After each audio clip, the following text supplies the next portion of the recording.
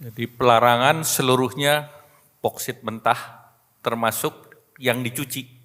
Mendorong industri pengolahan dan pemurnian boksit di dalam negeri. Bismillahirrahmanirrahim. Assalamualaikum warahmatullahi wabarakatuh. Selamat siang, salam sejahtera bagi kita semuanya. Bapak, Ibu, dan saudara-saudara sebangsa dan setanah air, pemerintah terus berkomitmen untuk mewujudkan kedaulatan sumber daya alam dan meningkatkan nilai tambah di dalam negeri, terutama dalam rangka pembukaan lapangan kerja yang sebanyak-banyaknya dan peningkatan penerimaan devisa serta pertumbuhan ekonomi yang lebih merata. Pada 1 Januari 2020 kita telah memulai pelarangan ekspor biji nikel. Hasilnya, nilai ekspor nikel semula hanya 17 triliun rupiah atau 1,1 miliar US dollar di akhir tahun 2014, melonjak meningkat menjadi 326 triliun rupiah atau 20,9 miliar US dollar pada tahun 2021 atau meningkat 19 kali lipat. Perkiraan saya tahun ini akan tembus lebih dari 468 triliun rupiah atau lebih dari 30 miliar US dollar. Ini baru satu komoditi saja. Oleh sebab itu, keberhasilan ini akan dilanjutkan untuk komoditas yang lain. Dan mulai Juni 2023, pemerintah akan memberlakukan pelarangan ekspor biji boksit dan mendorong industri pengolahan dan pemurnian boksit di dalam negeri.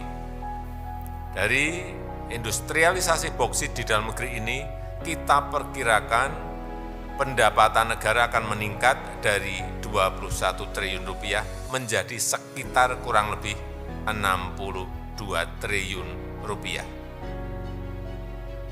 Pemerintah akan terus konsisten melakukan hilirisasi di dalam negeri agar nilai tambah dinikmati di dalam negeri untuk kemajuan dan kesejahteraan rakyat. Biar Pak Menko Ekonomi yang menjawab. Gantian. Terima kasih seizin Bapak Presiden. Yang pertama, kesiapan industri di dalam negeri. Ini sudah ada 4 fasilitas pemurnian boksit yang existing dengan kapasitas alumina sebesar 4,3 juta ton.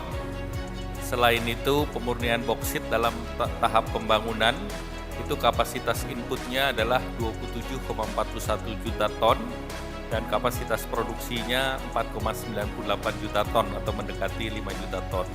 Dan cadangan boksit kita kan besar, 3,2 miliar dan ini bisa memenuhi kapasitas sebesar 41,5.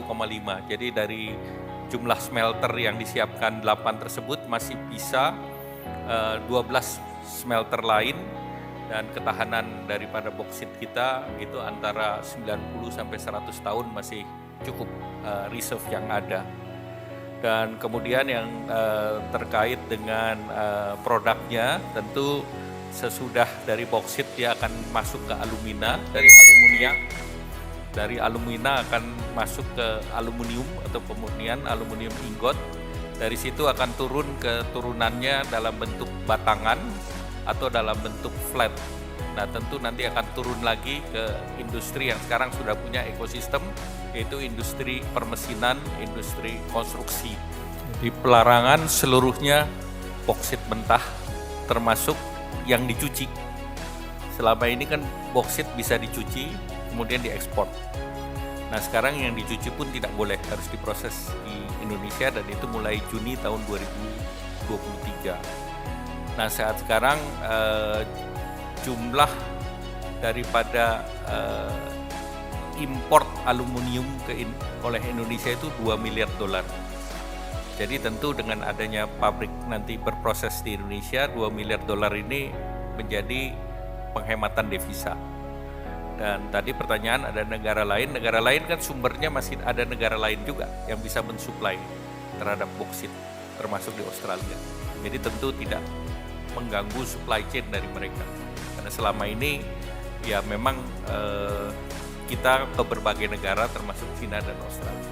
Tapi jumlahnya relatif tidak signifikan. Ekspor dalam bentuk pencucian itu antara 500 sampai 600 juta dolar. Jadi itu yang dikompensasi nanti dengan investasi dan juga tadi penghematan devisa yang minimal 2 miliar dolar dan tadi ekspor yang diperkirakan juga bisa mencapai nilai yang signifikan sekitar 62 triliun. Biasanya awal-awal memang terjadi penurunan ekspor. Biasanya, tapi begitu nanti tahun kedua, ketiga, keempat itu mulai kelihatan lompatannya. Di pengaman kita di nikel seperti itu. Jadi jangan ragu-ragu, saya sampaikan pada para menteri, jangan timbang mengenai policy ini. Kita harus yakin.